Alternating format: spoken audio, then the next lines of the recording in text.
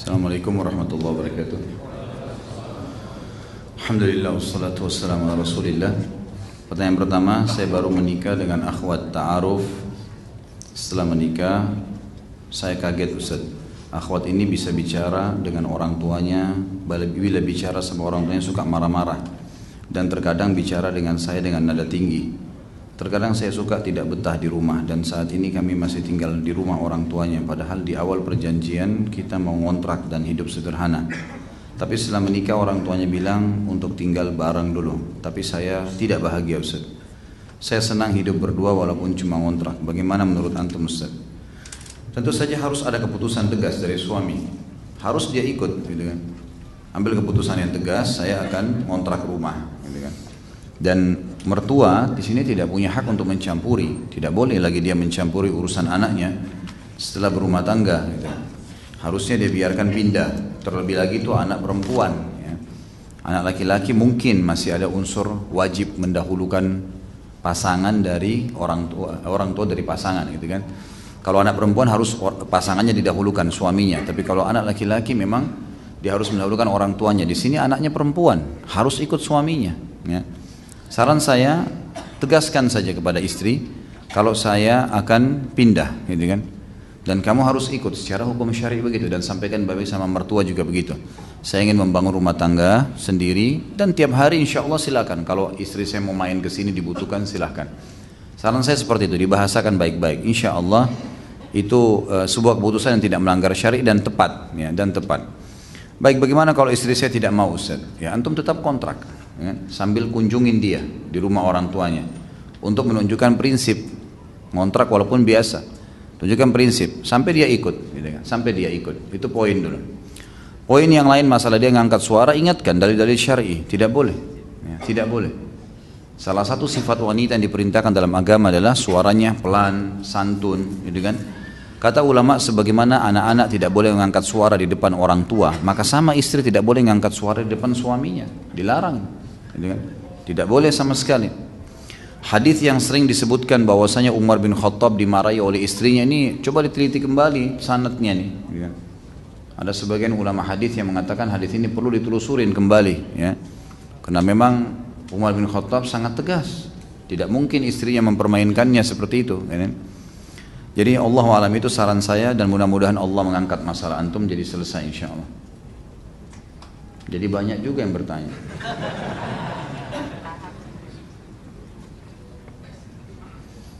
Ana mau tanya, Anda memiliki adik laki-laki saat ini baru saja menikah, dan saat ini Anda baru menikah.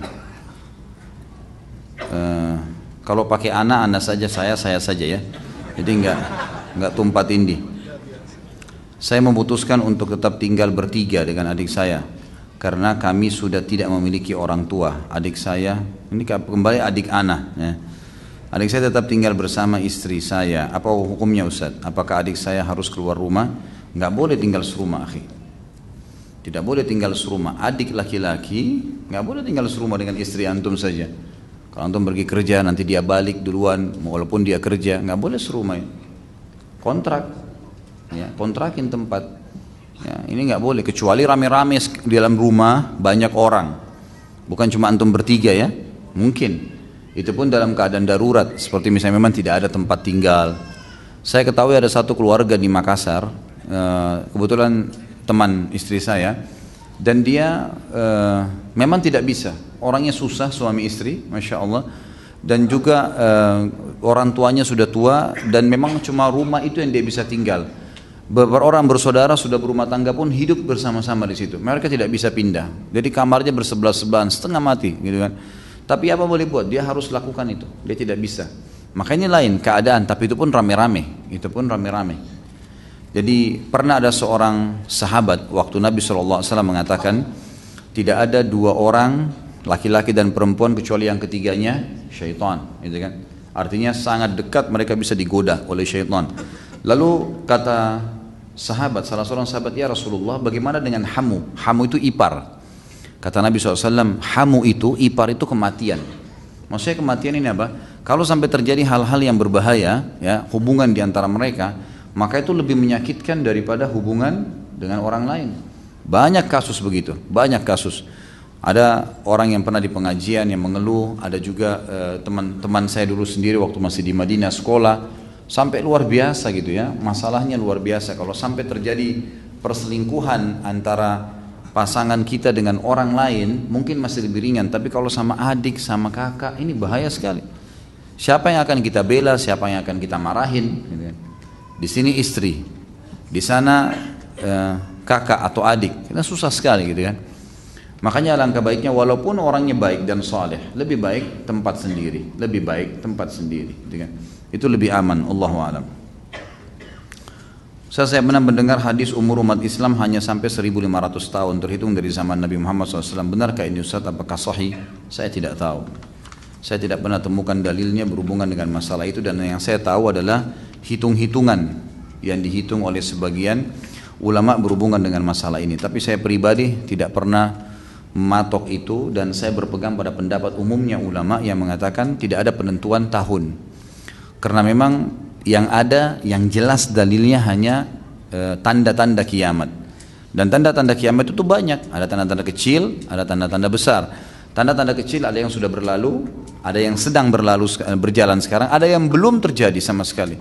Masih banyak tanda-tanda kiamat kecil yang belum terjadi. Begitu pula dengan tanda-tanda kiamat besar, itu ada 10 atau 11 tanda-tanda kiamat besar. Yang itu juga memiliki waktu satu sama yang lain, sangat jauh sekali. Seperti keluarnya Dajjal, keluarnya Ya'juj Ma'juj, ya kan? Keluarnya hewan melata yang mengingatkan manusia akan pelanggaran-pelanggaran mereka, banyak sekali. Keluarnya api dari wilayah Aden, itu semua kejadian-kejadian yang butuh waktu yang lama gitu. Allahu a'lam. Kita sekarang sudah 1437. Kalau 1500 itu berarti tinggal 60 sekian saja, ya kan gitu. Sekitar 63 tahun lagi. Allahu a'lam ya. Sementara kalau tidak salah ada riwayat yang menjelaskan kalau Nabi Isa alaihissalam akan menyebarkan keadilan di muka bumi selama 40 tahun ya. Jadi Allah alam, saya tidak tahu masalah ini. Dalam arti kata saya tidak tahu kalau memang ada dalil 1500 tahun. Yang saya tahu cuma penyampaian ulama tentang hitung-hitungan saja, dan lebih dekat pendapat adalah tidak ditentukan ya. Seandainya wanita yang dituduh itu benar-benar berzina, yang menghukum apakah aparat setempat seperti RT dan RW? Tentu saja bukan. Pemerintah ya, pemerintah, dilaporkan pada pemerintah ya.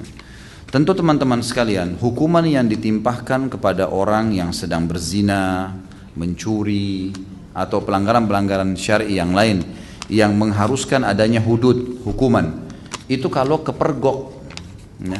Itu kalau kepergok, ketangkap lagi berzina, ketangkap lagi mencuri, nah itu hukumannya didirikan langsung gitu, hadnya semestinya. Tapi kalau tidak ketahuan, sudah pernah saya jelaskan, kalau misalnya seseorang di antara antum pernah berbuat zina, kemudian sekarang sudah bertaubat, sunnahnya menutupi aib itu, tidak boleh menceritakan sama siapapun. Bahkan sudah pernah saya bilang, kalau kita mau menikah pun dan kita memiliki masa lalu yang tidak baik dan sekarang sudah bertaubat, tidak ada keharusan kita menceritakan. Oh saya masa lalu saya seperti ini, saya pernah berzina, saya pernah begini, itu tidak boleh diceritakan, harus ditutupi aib itu. Dan ulama hampir semua sepakat mengatakan dalam masalah rumah tangga, kalau seandainya suami bertanya pada istrinya, apa kau pernah berzina? Atau istri bertanya pada suaminya, apa kau pernah berzina? Di sini tidak boleh dia jawab. Dan si perempuan atau pasangan si laki-laki tadi yang bertanya tidak boleh bertanya. Ini istri kamu sekarang, ini suami kamu sekarang. Ada apa bertanya begitu? Kalau dia jawab iya, kan akhirnya jadi kacau gitu kan. Jadi masalah, untuk apa? Nggak ada hubungannya, dia berzina masa lalunya, udah kan? Selesai. Untuk apa kita bahas sekarang? Orangnya sekarang di depan mata kita, karena Islam melihat yang sekarang, yang lalu sudah tidak dibahas lagi. Makanya pernah ada seorang wanita bertanya pada salah seorang syekh di Saudi, Syekh bagaimana nih, saya pernah, masa lalu saya pernah ada hal yang tidak baik, pernah berzina maksudnya. Kemudian saya sekarang sudah bertobat, saya sudah nuntut ilmu, sudah mulai hafal Quran, apakah saya layak mendapatkan laki-laki yang soleh? Kata syekhnya, tentu saja. Bahkan kalau laki-laki soleh tahu masa lalumu pun, dia tidak mau bertanya. Kalau orang soleh tidak akan bertanya. Dia mengetahui kamu sekarang dan dinikahi. Seperti itulah. Allahu a'lam. Ya. Saya punya niat ingin membadalkan haji untuk ayah saya yang sudah meninggal dengan petugas pembimbing jemaah ibadah haji yang sudah sering ke sana. Sedangkan saya sendiri belum berhaji. Bagaimana hukumnya? Kata petugas haji tersebut biayanya sepertiga dari ongkos haji reguler. Yang saya tahu Allahu a'lam ya boleh saja, asal bukan antum yang kerjakan. Kalau antum yang kerjakan maka syaratnya antum harus haji dulu. Harus haji dulu sesuai dengan hadis Bukhari, di mana seseorang pernah mengatakan di miqat, di tempat niat, labbaik Allahumma an syubrumati, ya Allah aku niat untuk menghajikan syubrumah ini kerabat yang meninggal, sudah meninggal. Lalu kata Nabi SAW, apa kau sudah hajikan buat dirimu? Dia bilang belum. Maka kata Nabi SAW, haji buat dirimu baru hajikan buat keluargamu yang sudah meninggal. Tapi kalau kita badalkan ke orang lain tidak masalah. Allahu a'lam. Cuma kalau sepertiga dari biaya ini ya mungkin ya. Saya tidak tahu biaya pemerintah sekarang berapa? Ada yang tahu? Hah? Baiklah, tidak usah tahu. Bagaimana hukum memilih pemimpin non-muslim tapi jujur dan amanah? Atau memilih pemimpin muslim tapi tidak jujur dan munafik? Kan sudah saya jawab yang lalu ya. Tidak boleh milih pemimpin non-muslim. Tidak boleh. Itu sudah cukup. Masalah dia jujur, tidak jujur, amanah, tidak ada urusan. Kecuali antum berada di wilayah non-muslim. Antum minoritas, baru antum bisa pilih. Memang mereka non-muslim pemimpinnya. Tapi di tengah-tengah komunitas Islam, pilih non-muslim, dari mana ini hukumnya? Coba baca surah Al-Ma'idah ayat 57. Jelas Allah bantah itu. A'udzu billahi minasyaitonir rajim. Ya ayyuhalladzina amanu la tattakhidul ladzina ittakhadhu dinakum huzwan wa la'iban minal ladzina utul kitaba min qablikum wal kuffara awliya. Al-ayat. Hai orang-orang beriman, jangan pernah sekali-sekali kalian menjadikan sebagai pemimpin-pemimpin orang-orang kafir dari ahli kitab dan juga orang-orang kafir umumnya, gitu kan? Yang telah menjadikan agama kalian sebagai bahan-bahan olok-olokan sebagai pemimpin. Tidak bisa, nggak boleh, nggak ada alasan. Dalam ayat lain dikatakan la tattakhidu aduwi wa aduwakum awliya. Jangan pernah jadikan musuhku dan musuh kalian sebagai pemimpin. Nggak bisa. Baik, bagaimana solusinya Ustaz? Kalau misalnya saya terus terang ya tidak merasa ada keadilan di sini kalau dipertemukan antara pemimpin non muslim yang dianggap punya skill lalu dicari pemimpin yang muslim yang tidak ada skill, tentulah tidak adil di sini. Dan saya heran masa DKI sebesar ini nggak ada pemimpin muslim? Hah? Banyaknya luar biasa gitu.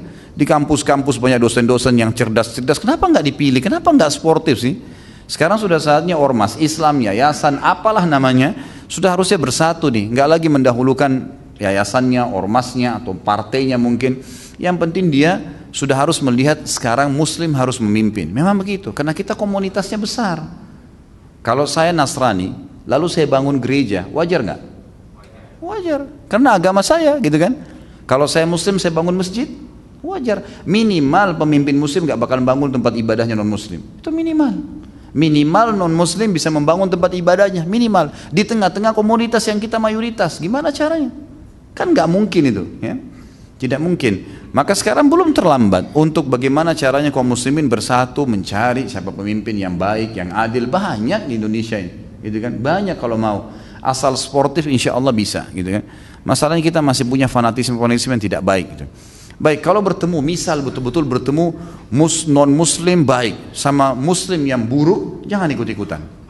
Nggak usah ikut-ikutan, gitu kan?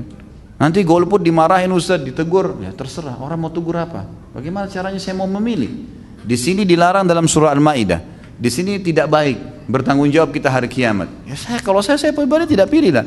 Kalau sudah ada yang terpilih nanti, kita patuhi peraturannya sesuai dengan hukum Allah. Yang tidak sesuai kita tolak, kan gitu. Sederhanakan saja, memang seperti itu. Apabila kita terlilit utang dan orang yang dihutangi, bila kita meminta untuk diringankan atau mengikhlaskan, apakah tidak apa-apa Ustaz? Karena gaji pas-pasan dan banyak keperluan, tapi kita masih punya HP dan barang-barang. Apakah di akhirat tidak ditagih lagi? Mohon dijelaskan Ustaz. Tentu saja tergantung orang itu. Kalau orang itu ikhlaskan, boleh antum bilang, saya sebenarnya gajinya tidak cukup, ya. Gaji saya sekian, saya tidak mampu bayar, ada kebutuhan keluarga, bisa enggak antum maafin, ya, diikhlaskan aja, semoga Allah balas. Bisa, boleh kita ngomong gitu. Kalau dia mau, kalau dia nggak mau nggak bisa. Jadi antum tetap punya kewajiban untuk membayar gitu. Insya Allah jalankan hadis Nabi SAW. Insya Allah dengan menjalankan hadis Nabi SAW, siapa yang berutang pada seseorang, kemudian dia niat memang dalam hatinya mau membayarnya, Allah akan mudahkan dia membayarnya. Siapa yang niat utang dari awal tidak mau membayar, Allah akan persulit dia. Maka kata kuncinya kembali ke hadis ini. Niatkan dari sekarang, insya Allah saya mau membayar, ya Allah mudahkan walaupun dicicil, maka Allah akan mudahkan. Bapak saya sudah tahu hukum riba, namun dia tetap melakukan praktek riba, meminjam uang dari bank dan meminjam pada orang dengan bunga pinjaman. Saya adalah anak yang masih dalam tanggungan orang tua. Apa yang harus saya lakukan agar bapak saya berhenti dari praktek riba yang beliau lakukan? Dan apakah saya sebagai anak juga terkena dosa riba karena makan dari uang riba tersebut? Tentu saja Allah alam, kalau saya lihat dari pertanyaan ini berarti Anda sudah dewasa, Anda bukan anak kecil lagi, ya. Dan setiap anak-anak yang sudah balik itu sebenarnya sudah tidak wajib orang tuanya menanggungnya. Perlu diketahui kalau anak laki-laki, ya, anak laki-laki itu kewajiban orang tuanya memberikan nafkah hanya sampai balik. Kalau sudah lewat dari balik tidak ada kewajiban ayah lagi. Jadi antum sudah harus bekerja. Kerja apa saja, sama teman, kalau pulang sekolah, numpang, ya, untuk bantu-bantu apa, mungkin dapat gaji, minimal bisa makan. Kalau orang tua punya penghasilan, tidak ada penghasilan kecuali dari situ, jangan ikut-ikutan. Karena itu haram, pastilah kena tampiasan dosanya karena kita tahu. Dan Allah tidak akan membiarkan antum mati kelaparan kalau antum meninggalkan yang haram. Kata Nabi SAW dalam sebuah hadis riwayat Imam Muslim, man taraka syai'an lillah abdalahu khairan min. Siapa yang meninggalkan sesuatu karena Allah, Allah akan gantikan dia sesuatu yang lebih baik. Harus yakin dengan itu. Jadi Allah alam bisa kena tampiasan. Kalau bagaimana menyadarkan orang tua, tidak ada yang mengalahkan wahyu. Sampaikan dalil-dalil tentang masalah riba. Tapi kalau orang tua lebih baik mungkin supaya lebih santun dicari orang ketiga yang bisa ngomong sama beliau, atau diberikan hadiah buku misalnya, atau mungkin dalam kondisi beliau lagi tenang duduk baik-baik di dekatnya, sampaikan dengan baik-baik, ayah saya dengar di pengajian seperti ini, maaf bukan menggurui, tapi kayaknya ini adalah perbuatan yang dilarang oleh Allah gitu. Bagaimana kalau seandainya dengan cara lain, misal dikasih solusi minimal ke perbankan syariah, atau mungkin ke teman-teman ayah yang punya modal, kita bisa bahasakan itulah, ya, itu lebih baik. Ada seorang suami yang istrinya nusyul dan melakukan khulu. Kemudian istrinya meninggalkan rumah, pulang ke rumah keluarganya dengan membawa anak-anak tanpa pamit dan izin dari suaminya. Sekarang sudah lebih dari 6 bulan suaminya sendiri, lalu suaminya menikahi janda. Salahkah suami itu membawa istri barunya pulang ke rumahnya yang dulu pernah ditempati bersama dengan istri terdahulu? Istri terdahulu yang sudah melakukan khulu, apakah masih berhak atas rumah itu padahal rumah itu dibeli dari uang suami? Tidak salah sama sekali. Hak antum, itu rumah antum kan, kecuali kalau rumah istri yang antum numpang di situ baru nggak bisa gitu, karena itu hak dia. Kalau dia sudah lakukan khulu, ya punyalah wibawa teman-teman sekalian. Sudah ada khulu, jangan lagi mundur, jangan lagi maju. Untuk apa berharap? Sudahlah, biarin dia dengan alamnya gitu kan, biarin dia dengan alamnya. Allah SWT nanti bukakan apa untuk dia, terserah. Kalau dia salah pasti Allah akan hukum, dan antum juga akan diberikan rezeki. Jadi nggak salah sama sekali. Menikah malah tepat. Sudah tepat menikah, bawa ke rumah itu juga tepat, tidak ada masalah sama sekali, karena itu rumah antum, gitu kan? Tidak ada masalah sama sekali. Kalau istri pertama, orang wanita yang khulu tidak punya hak waris, tidak punya hak apapun, tidak punya hak harta dari suaminya sama sekali.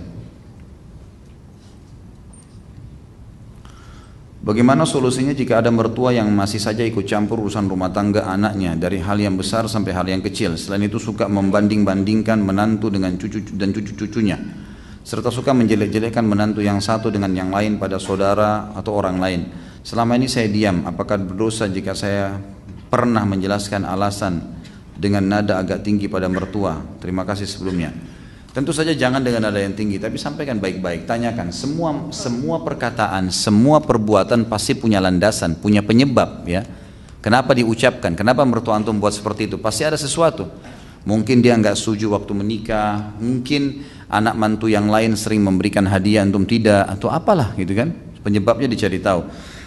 Kalau penyebab sudah diketahui, perbaiki dari penyebab itu. Kalau sudah diperbaiki dari penyebab sumber penyakit itu yang diobatin. Kalau juga belum sembuh, maka batasi interaksi. Batasi interaksi. Jadi sebatas kalau emang betul-betul harus ketemu, ya ketemu salaman. Kalau dicaci maki, dihina, ya sudah diam saja. Lebih baik begitu. Dan tidak usah terlalu banyak berinteraksi. Insya Allah akan ada saatnya dia berhenti. Yang penting kita punya hak untuk meluruskan, tapi tidak usah dengan nada tinggi.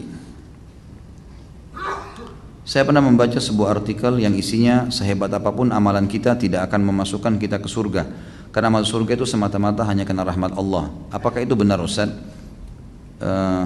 Apa ini? Kalau memang itu benar, apa gunanya di timbangan amal kita di hari kiamat nantinya? Kalau yang memasukkan kita ke surga bukanlah amal kita, tapi rahmat Allah. Jazakallah khair. Tentu saja iya. Tidak ada orang yang masuk surga dengan amalnya. Itu sesuai dengan hadis Bukhari. Nabi SAW yang mengatakan itu. Tidak ada seorang pun di antara kita yang masuk dalam surga dengan amalnya. Maka kata para sahabat, Anda juga ya Rasulullah? Kata Nabi SAW, saya juga. Ya, tapi Allah telah memberikan rahmatnya kepadaku. Memang untuk masuk ke surga rahmatnya Allah, gitu kan? Mau contoh rahmatnya Allah, sekarang antum berbuat dosa 50 tahun, tidak ada amal solehnya, nggak sholat, mabuk, mencuri, segala macam. Lalu antum taubat di umur 51 tahun, pas taubat setengah jam meninggal. Bisa masuk surga nggak? Masuk surga. Enak nggak ini? Enak benar itu. Hah? Ya, yang buat dia masuk surga apa? Ada amal? Rahmatnya Allah SWT, gitu kan? Antum juga biar beramal 50 tahun, ya. Tahun 51 meninggal dunia. Apa jaminannya amal antum ikhlas, tulus, khusyuk? Ada jaminan? Selama ini mengkhayal terus kalau sholat, gitu. Rahmat Allah itu.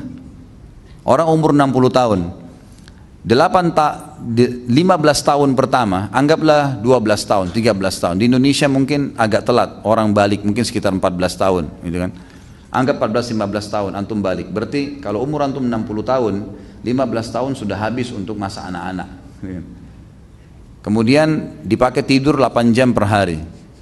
Kalau kali 60 dikurangi jumlah 24 jam per hari, kurang lebih 20 tahun antum habiskan untuk tidur. Berarti dari 40 tahun tadi, maaf, 60 jadi 45. 45 dikurangi 20, sisa 25. Waktu bekerja 8 jam per hari, habis lagi 20 tahun untuk bekerja. Sisa berapa umur antum untuk sholat malam, untuk ibadah, ya? Itu pun kalau orang tidak melalui maksiat, melalui amal terus, gitu kan? Yang jelas ada sebuah riwayat Bukhari menjelaskan, ada satu orang dari Bani Israel dulu, ibadahnya luar biasa, 500 tahun ibadah. Tidak pernah interaksi sama orang, tinggal di sebuah pulau. Kata Nabi SAW, pada saat dia meninggal, Allah Subhanahu Wa Taala berkata kepadanya, masukkan hambaku ini ke dalam surga dengan rahmatku. Lalu dia merasa 500 tahun ibadah, nggak ada dosanya menurut dia. Lalu dia mengatakan, ya Allah, amalku. Kata Allah SWT, rahmatku.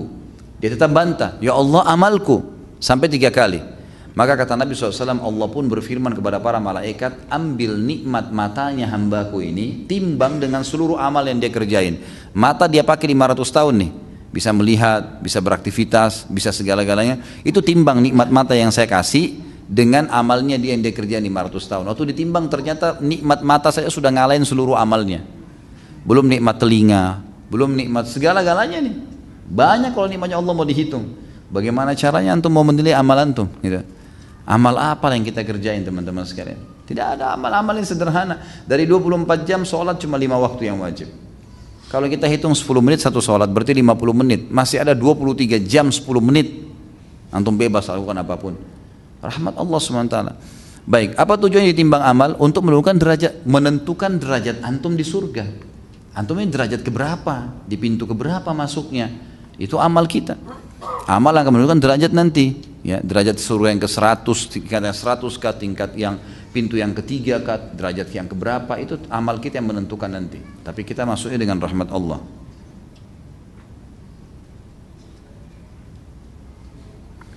Apakah saksi apa ini? Harus gak jelas, kalau nulis yang jelas nih. Apakah saksi harus melihat kejadian dengan mata sendiri? Ibu saya berpesan kepada saya untuk bertanya, apakah Ustadz akan ada kajian di Pekanbaru, Riau? Baik, tentu saja harus lihat dengan mata kepala, atau dia melihat dengan alat kayak kita sekarang mungkin. Umumnya sih ulama mengatakan harus lihat dengan mata kepala ya, di tempat, di waktu yang bersamaan, dengan orang yang sama. Kalau laki-laki berzina dengan perempuan di hari Senin dengan perempuan lain, di hari Selasa dengan perempuan lain, 2 saksi saksikan dengan perempuan pertama, 2 saksi saksikan perempuan yang lain, ini tidak diterima saksinya. Nggak bisa, harus dengan mata kepala. Allahu a'lam. Ini yang saya tahu. Kalau masalah ada sekarang alat CCTV tidak bisa dipakai, karena kalau CCTV bisa saja orang didatangkan tiba-tiba beramai-ramai terus melihat. Tapi harus kejadian yang sama gitu kan. Jadi memang betul harus dengan mata kepala. Kalau di Riau, Allahu alam, saya sampai sekarang kayaknya ada yang undang tapi belum. Saya belum iyakan karena padat sampai menjelang Lebaran Idul Fitri. Jadi memang belum bisa. Insya Allah mungkin ba'dal Id. Ya. Bagaimana hukum jika ibu telah meninggal tapi dalam keadaan anak yang murtad, dan bagaimana seharusnya bersikap bagi saudara-saudaranya yang masih hidup kepada si murtad ini? Saya tidak ngerti maksudnya. Maksudnya apakah ibunya bertanggung jawab atau tidak kali ya? Tentu saja ibu tidak bertanggung jawab. Kalau dia sudah meninggal, kemudian anaknya murtad. Jangankan ibunya sudah meninggal, ibunya masih hidup saja. Kalau anaknya murtad dan ibunya sudah nasihatin dia tidak mau dengar, ya tetap aja tidak berdosa ibunya. Sama dengan kasus Nabi Nuh alaihissalam, ya, pada saat anaknya, istrinya, Nabi Lut, Nabi Ibrahim, ayahnya, itu semua tidak ada masalah. Yang penting dia sudah meluruskan. Bukan di tangan kita itu. Jadi tidak ada masalah. Kalau bagaimana saudara-saudaranya terhadap orang yang murtad, ini memang khilaf di antara ulama. Ada yang mengatakan orang yang murtad diboikot, tidak bisa diinteraksi, ya. Dan jelas tidak ada warisan buat dia. Orang yang murtad terharamkan dari warisan. Nanti insya Allah di tablik akbar kita di tanggal 9 kalau nggak salah April ya, Sabtu kedua itu, kita akan bahas tentang sahabat yang mulia Zaid bin Thabit radhiyallahu anhu, dan itu kita akan bahas kelebihan beliau dalam ilmu faraid. Di antaranya hal-hal yang mengharamkan faraid, ya, warisan, itu adalah orang yang murtad. Jadi nggak ada warisan di antara mereka. Sebagian ulama mengatakan dari makna hadis tidak ada warisan bagi orang yang murtad atau orang yang kafir, maka masuk dalamnya tidak ada interaksi kalau dia murtad. Karena ada hadis Nabi yang berbunyi, siapapun yang mengganti agamanya maka bunuhlah dia. Maksudnya pemerintah setempat ya yang menghukum. Kalau ada orang murtad itu hukumnya kisos, dipenggal kepalanya. Nggak boleh murtad dari Islam. Tapi ini pemerintah, bukan antum pribadi yang menghukumnya, gitu kan? Jadi harus hati-hati tentunya. Nah, bagaimana saudaranya berperilaku, ya dia harus memboikotnya. Dalam arti kata memang tidak terlalu memberikan ya kesempatan dia untuk berinteraksi sebagai saudara, sambil didakwahin, sambil dinasihatin. Ustaz, bagaimana jika saya bangun masjid dan meniatkan amal ini untuk ayah saya yang sudah meninggal? Apakah amal itu sampai untuk ayah saya?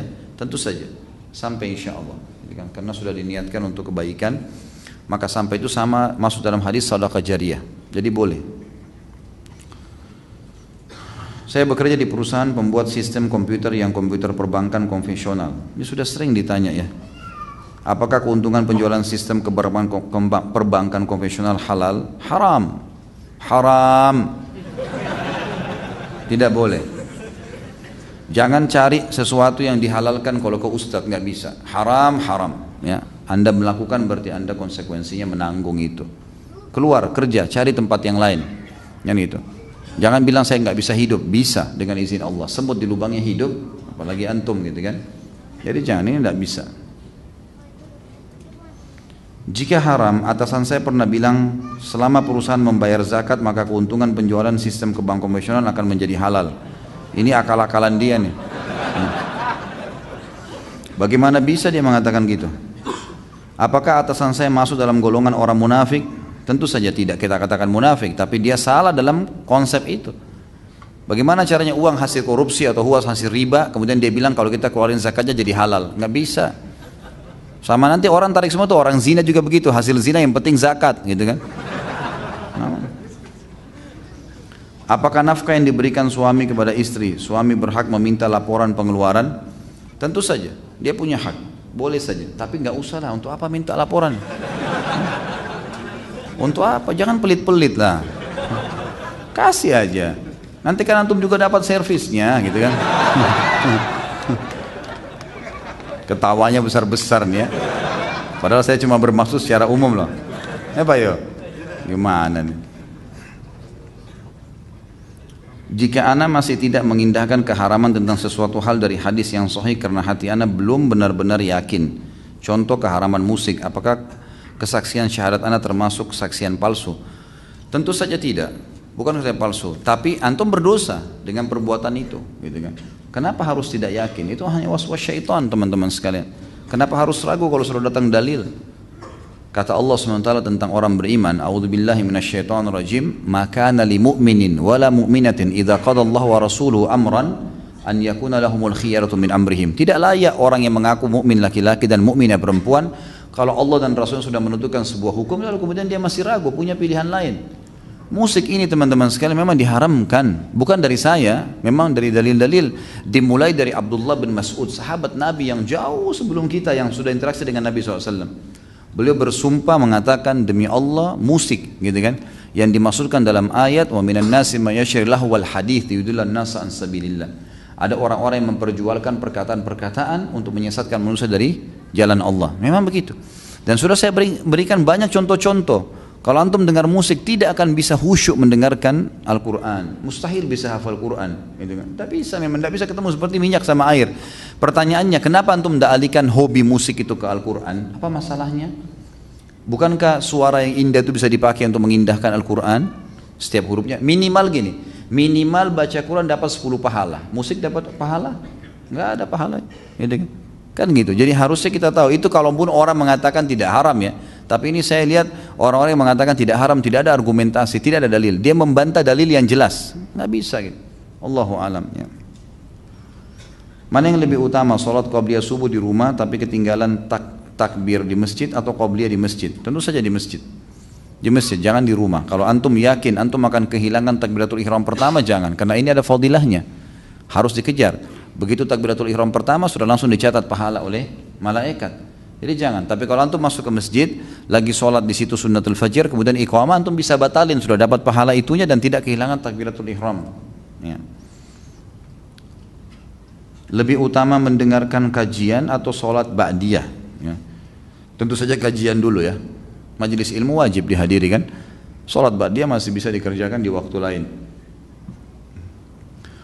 Bagaimana sikap kita bila ada kajian menjelekkan manhaj salaf, tetap mendengarkan atau tinggalkan?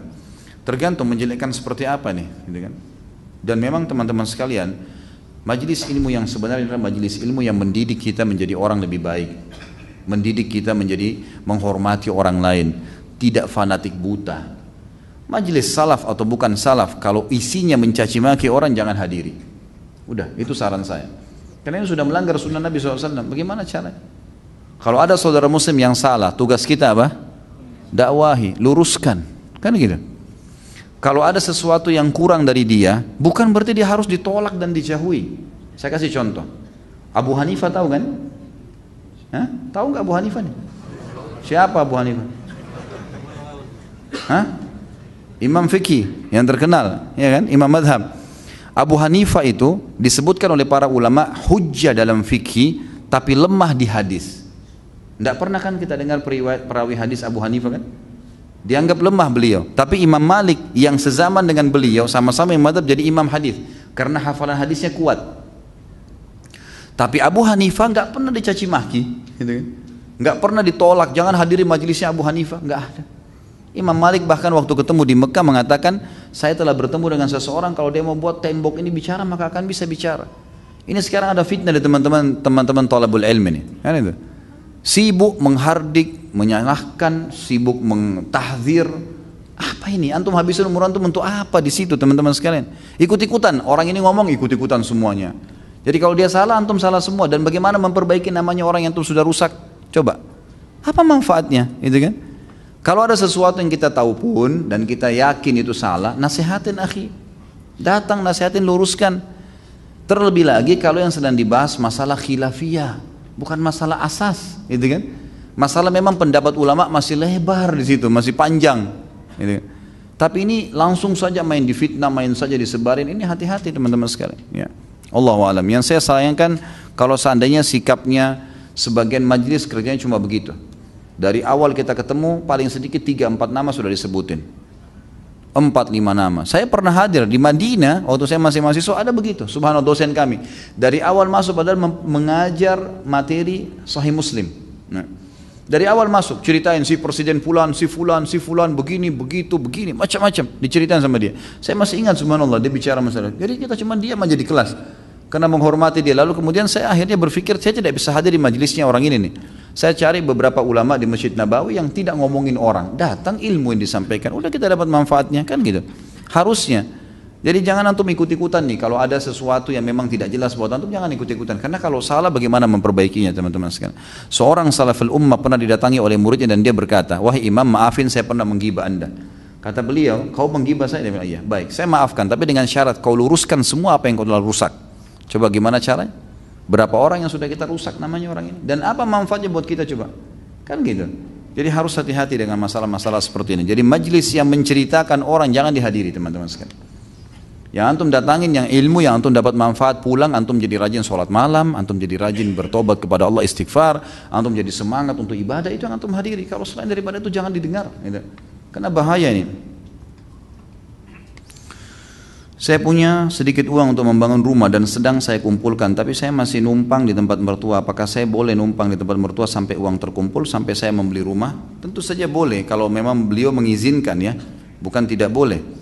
Tapi disarankan untuk tetap punya rumah. Kalau antum bisa ngontrak sambil tetap uang nabung untuk itu, bagus gitu kan. Karena teman-teman sekalian terutama laki-laki, kalau antum sudah rumah sendiri, itu akan membuat istri antum mandiri dan lebih baik, lebih berkhidmat. Kalau di rumah orang tuanya, nanti akhirnya orang tuanya melayani gitu kan. Banyak ikhwah begitu kendala, numpang sama mertua, akhirnya semua pekerjaan rumah masih dikerjakan oleh mertuanya. Karena mertuanya terlalu sayang sama anaknya, akhirnya begitu pindah rumah kaku, istrinya nggak bisa kerja.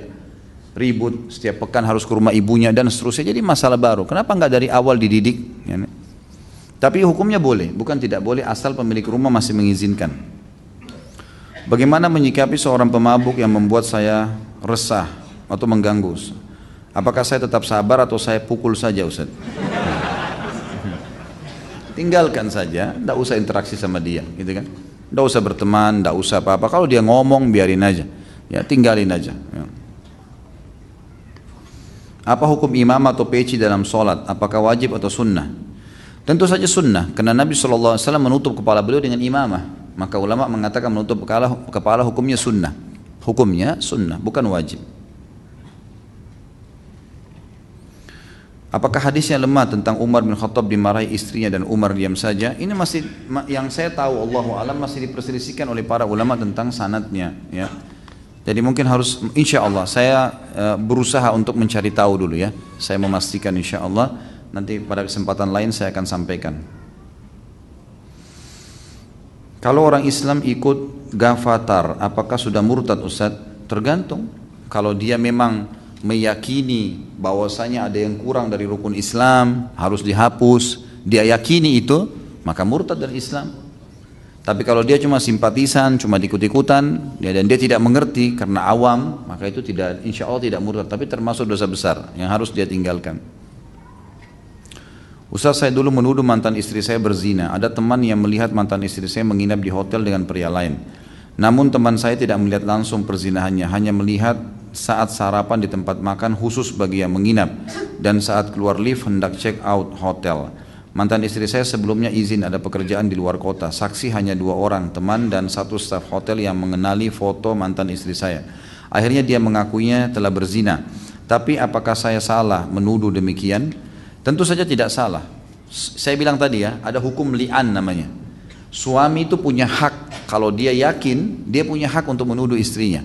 Tetapi kalau dia menuduh, maka dia harus datang kepada hakim, kemudian dia bersumpah tadi.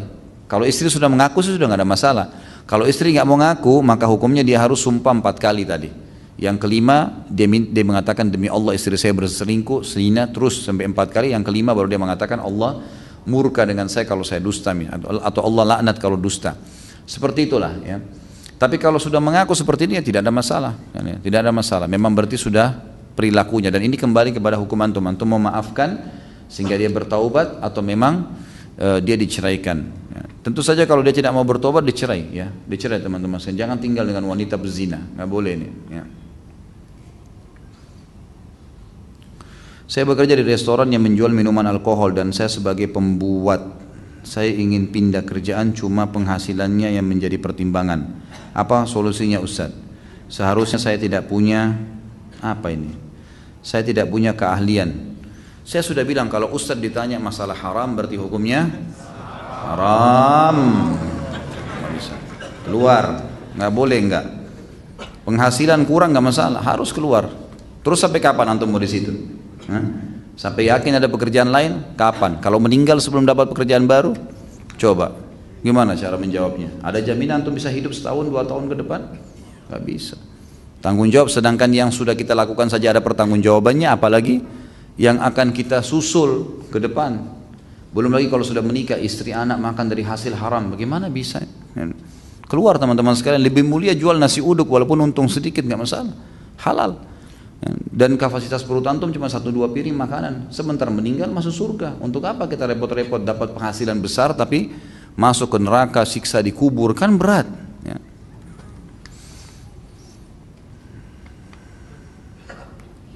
Apa ini? Katanya kerja di perpajakan tidak boleh. Bagaimana hukumnya kerja di bidang keuangan yang lain tapi masih satu lembaga dengan lembaga yang membawahi pajak ya. Seperti Kementerian Keuangan gitu kan. Pokoknya yang kita bicara masalah pajaknya. Kalau ada sumber yang lain ya, dan di cabang yang lain, ya itu tergantung penghasilannya dari seperti apa. Karena ada instansi pemerintah kita yang butuh dibahas secara hukum syar'i, karena memang dia masuk dalam hal yang tidak boleh, seperti kasus perpajakan, dan ada hal yang memang tidak ada masalah, gitu kan? Seperti PNS orang jadi guru misalnya, tidak ada masalah, tidak ada sesuatu yang haram di situ, kan gitu. Jadi Allahu a'lam, dilihat cabang pembahasannya apa nih, apa yang sedang menjadi sumber pendapatannya. Kalau antum melihat ada sumber haram atau minimal syubhat, tinggalkan, ya, tinggalkan. Allahu a'lam. Dan teman-teman sekalian, saya sudah berapa kali bilang, jangan kurung diri kita di bingkai kehidupan yang kita buat sendiri. Saya kalau keluar dari sini saya mau makan apa? Saya kalau tidak nikah sama orang ini saya bisa gila, ya. Atau apalah, saya kalau tidak makan di rumah saya nggak bisa makan. Akhirnya betul-betul nggak bisa makan kecuali di rumahnya, dan seterusnya. Ini mengurung dirinya di bingkai kehidupan yang dia buat sendiri. Udah luasin aja, tidak bisa di sini haram, mentok pindah, gitu kan? Orang yang begini cepat mendapatkan jalan keluar karena dia tidak memperumit sendiri masalahnya. Bagaimana cara memberikan nama kepada anak sesuai dengan syariat Islam? Yang saya tahu semua nama-nama baik. Kalau laki-laki dinisbatkan kepada Allah, semua yang menggunakan abdu. Dan paling afdal Abdullah dan Abdurrahman. Kemudian datang semuanya yang dinisbatkan kepada Allah, Abdul Ghafur, Abdul Syakur, dan seterusnya. Datang setelahnya nama nabi-nabi, semua Nabi Adam sampai Nabi Muhammad alaihi wassalatu wassalam, dan selalu pakai satu nama saja. Seperti Adam, Nuh, Yunus, Saleh, satu nama. Enggak usah Muhammad, Yusuf, Harun. Ini 3 nama nabi. Akhirnya nama Nabi Muhammad, nama Nabi Yusuf, nama Nabi Harun. Siapa yang mau dipanggil nih? Kan gitu. Jadi satu nama saja. Kemudian setelah itu datang nama-nama para sahabat ridwanullahi alaihim, kan itu. Maka ini semua adalah yang mulia. Kalau nama-nama perempuan, nama yang paling afdal adalah 4 nama wanita: Khadijah, Fatimah, Asia, dan Maryam, gitu kan. Kemudian datang nama-nama yang mulia setelahnya, seperti Hawa, ya, seperti Sarah, ya. Kemudian semua nama-nama sahabiat, semua nama-nama sahabiat ini juga mulia. Datang setelahnya juga nama-nama yang memiliki makna yang baik, ya. Saya lihat sekarang banyak buku-buku nama-nama yang sesuai atau memiliki nama-nama makna-makna yang baik, itu boleh semua, asal maknanya baik. Saya memiliki adik tetapi ia berkebutuhan khusus. Bagaimana cara mengajarkan ilmu agama seperti mereka? Saya tidak tahu seperti apa maksudnya. Kalau memang ada metode, ada guru atau ada bidang khusus yang mengajarkan dengan cara tertentu, maka silahkan. Tidak bisa dengan penglihatan, kalau buta bisa dengan pendengaran. Pendengaran tidak bisa, bisa dengan tulisan. Bisa dengan cara macam-macam. Tapi memang harus sabar dalam mengajarkan ini biasanya, ya. Adakah pengkhususan untuk ia masuk surga meskipun dia tidak mengerti apapun? Tentu saja orang yang seperti ini sakit, cacat total, ya, otaknya misalnya, masuk sama dengan orang yang gila, dianggap tidak berakal. Tidak ada beban syar'i padanya. Tidak ada beban syar'i padanya. Dan kalau dia lahir dari keluarga Islam, berarti dia masuk surga, ya. Lahir dalam keadaan Islam sama dengan anak yang belum balik meninggal kalau muslim, sama hukumnya karena dia tidak punya akal, gitu kan. Maka tidak ada beban syar'i, insya Allah dia masuk surga.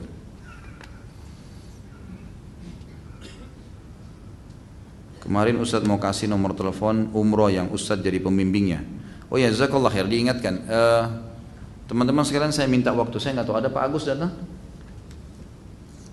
Ada Pak Agus nggak datang malam ini? Ya, tadi ada. Ada ya? Baik. Insya Allah sebentar. Saya minta waktu teman-teman sekalian. Sering kali ada pertanyaan sampai ke saya tentang Ustadz umroh dengan travel apa, gitu kan? Terus kemudian kemana saja jalurnya, berapa biayanya? Saya terus terang tidak hafal semua itu. Yang saya tahu hanya saya punya kontrak sekarang sampai 2017 dengan teman-teman dari Costa Rindo, dan kebetulan saya minta sama Pak Agus, pemiliknya, untuk datang di setiap pengajian saya untuk menjelaskan. Seperti misalnya Ada umroh yang akan kita lakukan di akhir April, memang ada plus Turki dan plus Spanyol. Banyak umat Islam tidak tahu untuk apa ke sana, manfaatnya apa. Ternyata di sana ada sejarah-sejarah Islam yang memang harus kita ketahui, gitu kan.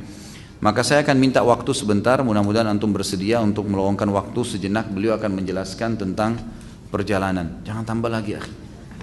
Sudah.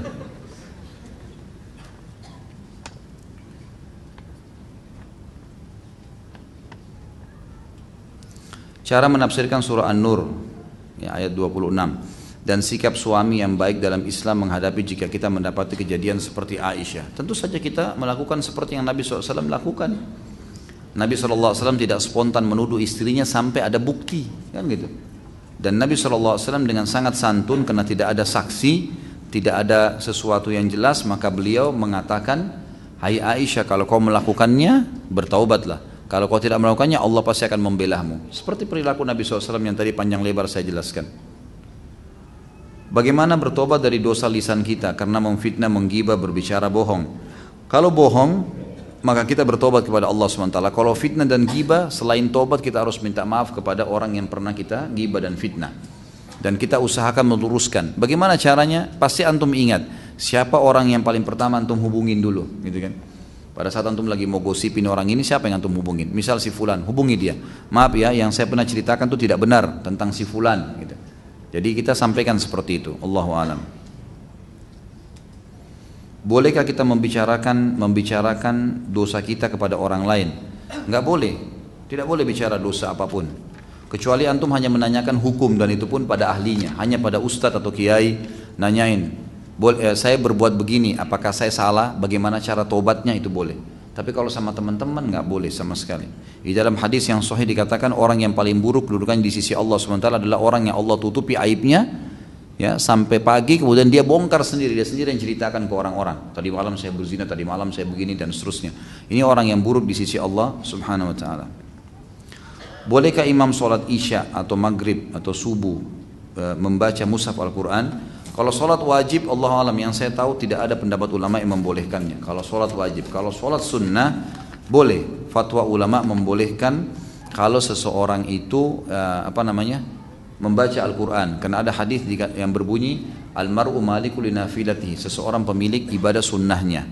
Maka sunnah itu boleh dia batalin kapan dia mau, boleh dia kerjakan kapan dia mau, gitu kan? Kecuali di waktu yang terlarang. Kalau sholat wajib nggak boleh kecuali ada udzur-udzur syar'i. Jadi kalau sholat wajib nggak boleh. Bagaimana hukumnya mencuci kaki ibu lalu meminum bekas airnya? Enggak ada dalil masalah ini. Kita memang harus bakti dengan orang tua, tapi tidak perlu semua itu. Karena tidak pernah ada contoh dari para salaful ummah, ya, tidak pernah sahabat kerjakan, tidak pernah tabi'in, dan lebih-lebih lagi Nabi SAW tidak pernah contohkan. Apakah li'an sama dengan mubahalah? Beda. Li'an itu adalah antara suami istri yang saling tuduh masalah perzinahan, gitu kan? Perselingkuhan. Kalau mubahalah tidak, antara orang muslim sama orang kafir, untuk menunjukkan siapa yang benar dan siapa yang salah. Itu mubahalah. Jadi beda. Jika seorang suami istri melakukan li'an, apakah hal itu juga dapat menyebabkan diharamkannya pernikahan antara suami yang melakukan li'an dengan adik istri atau sebaliknya, ya. Kalau dengan adik istri, Allahu alam, setahu saya tidak dilarang. Tidak dilarang, ya. Tapi sama istrinya sudah cerai selamanya. Enggak ada lagi hubungan. Jadi tidak ada lagi, walaupun cuma satu kali dia menuduh, sudah, kalau sudah li'an saling bersumpah, langsung terceraikan, tolak bayyin, nggak ada lagi kembali sama sekali. Nah.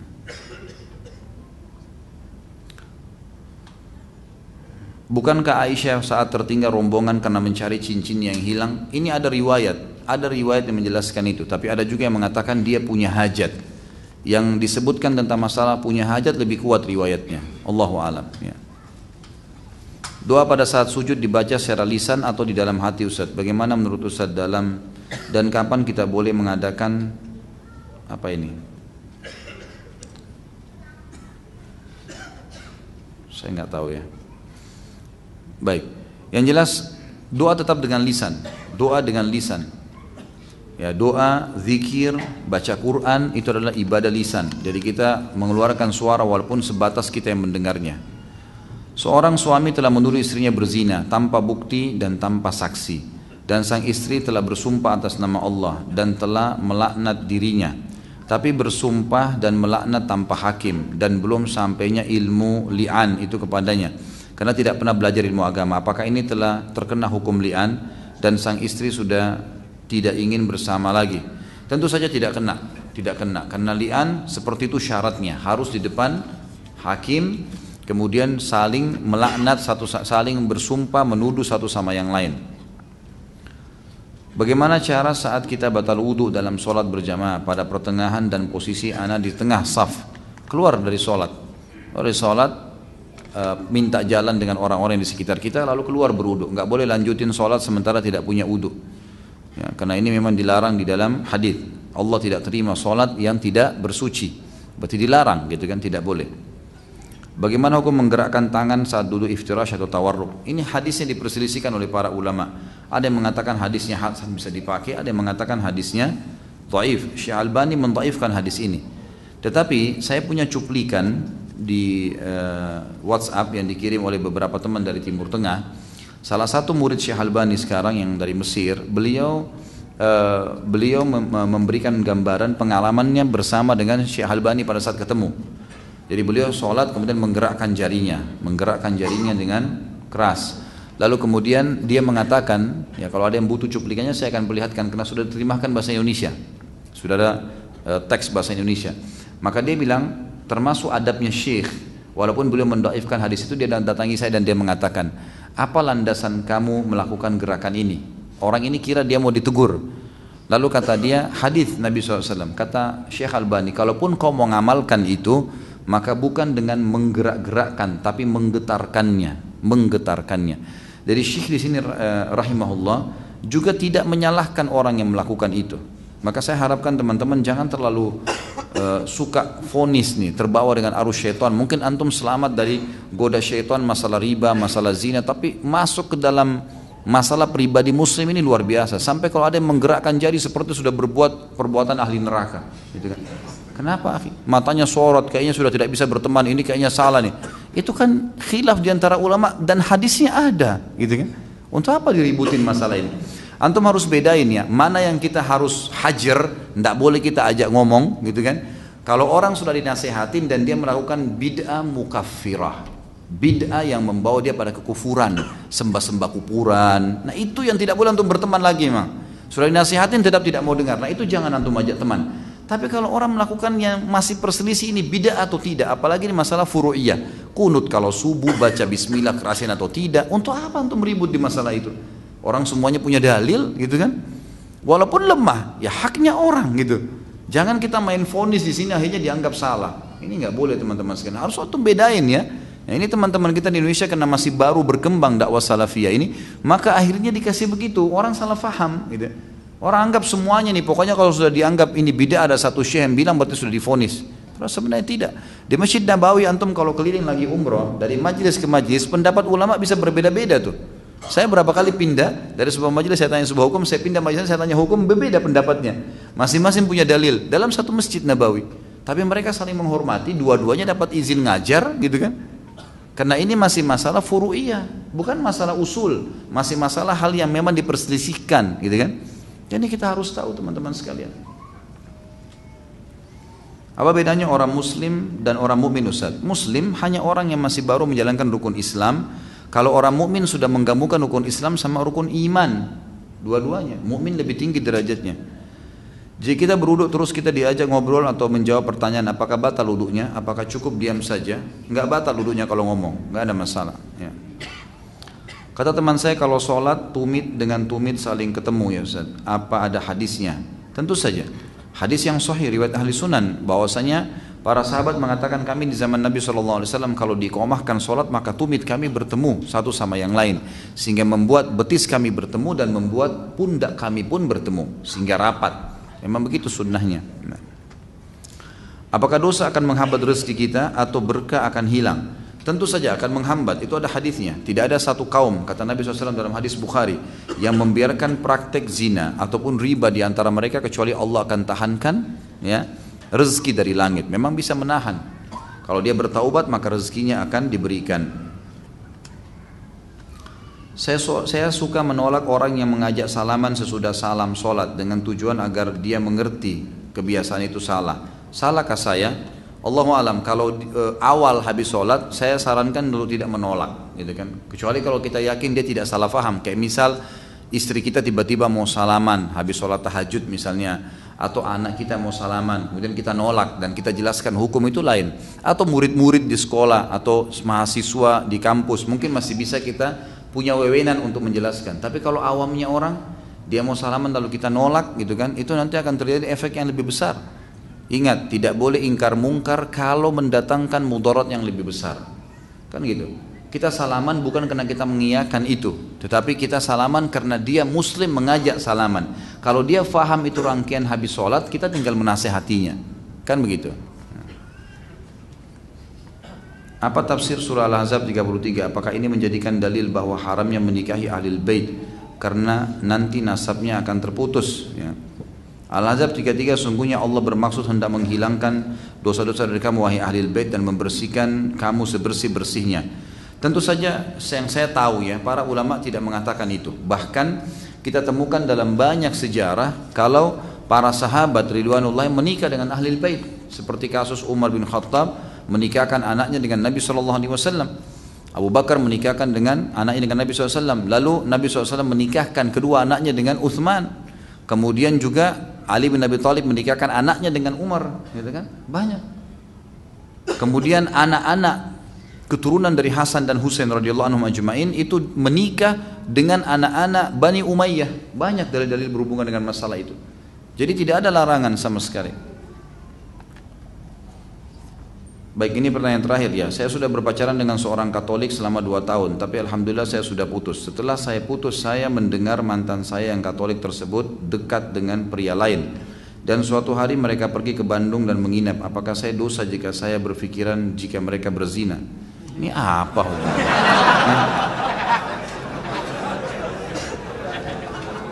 Sudah putus, sudahlah. Masa mau dicari tahu lagi ngapain segala?